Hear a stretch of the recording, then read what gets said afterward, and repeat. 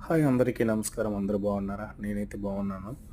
ఇప్పుడు వీడియోలోకి వెళ్ళిపోదామా? నా ఛానల్ ఫస్ట్ టైం చూసినట్లుంటే ప్లీజ్ లైక్, షేర్, సబ్స్క్రైబ్ చేసుకొని థ్యాంక్ యూ ఆల్. ఇప్పటి వరకు నా ఛానల్ సపోర్ట్ చేసిన ప్రతి ఒక్కరికి థ్యాంక్ యూ అండి. అలాగే చేయని వాళ్ళకి కూడా థ్యాంక్ యూ. ఇప్పుడు వీడియోలోకి వెళ్ళిపోదామా? సో ఏ షిప్‌కైనా సరే, ఏ పోర్ట్‌కి వెళ్ళేటప్పుడు కూడా దాని రూట్ అనేది మనకి తెలిసినా సరే దానికి ఎక్కడేంటంటే పోర్ట్‌లో ఎక్కడ లోతు తక్కువ, లోతు ఎక్కువ ఉంటుందో మనకు తెలీదు కాబట్టి సో షిప్‌ని మనం సేఫ్‌గా తీసుకెళ్ళిపోతే గ్రౌండింగ్ అయిపోద్ది.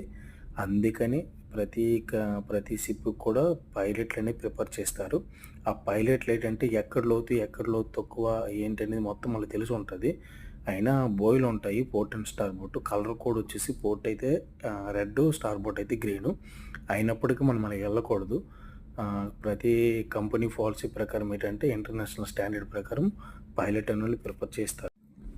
సో ఇప్పుడు పైలట్ టగ్గు వచ్చిందండి. టగ్గు అన్ని దగ్గర రాదు. యాక్చువల్లీ పైలట్‌కి ఒక స్పెషల్ బోట్ ఉంటది.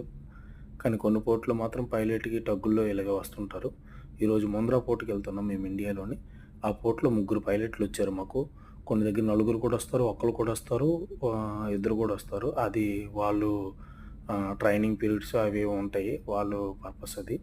సో టగ్ వచ్చేటప్పుడు మనం ఏం చెప్పాలంటే ఏదొచ్చినా సరే పైలట్ బోట్ అప్రోచింగ్ అని చెప్పాలి. టగ్ వస్తే పైలట్ టగ్ అప్రోచింగ్ అని చెప్పాలి. తర్వాత పైలట్ వచ్చి రోప్ లాడర్ మీద ఉన్నప్పుడు పైలట్ ఆన్ రోప్ లాడర్ అని చెప్పాలి. తర్వాత కొంతమంది దీనికేంటంటే గ్యాంగ్‌వే అని చెప్తారు. కాంబినేషన్ అని చెప్తారు. తర్వాత స్లాండ్ అని చెప్తారు. పైలట్ అండ్ కాంబినేషన్ అని చెప్తారు. తర్వాత పైలట్ ఎప్పుడైతే షిప్ లోపలికి వస్తారో పైలట్ అండ్ బోట్ అని చెప్తారు. వీళ్ళేంటంటే పైలట్‌ని సేఫ్‌గా తీసుకెళ్ళి బ్రిడ్జ్‌లో పెట్టాలి వీల్ హౌస్‌లోని. వాళ్ళేంటంటే అక్కడి నుంచి గైడ్ చేస్తారు. వాళ్ళు ఎలా చెప్తే అలాగే యాస్ పర్ ఏబీలు ఏంటంటే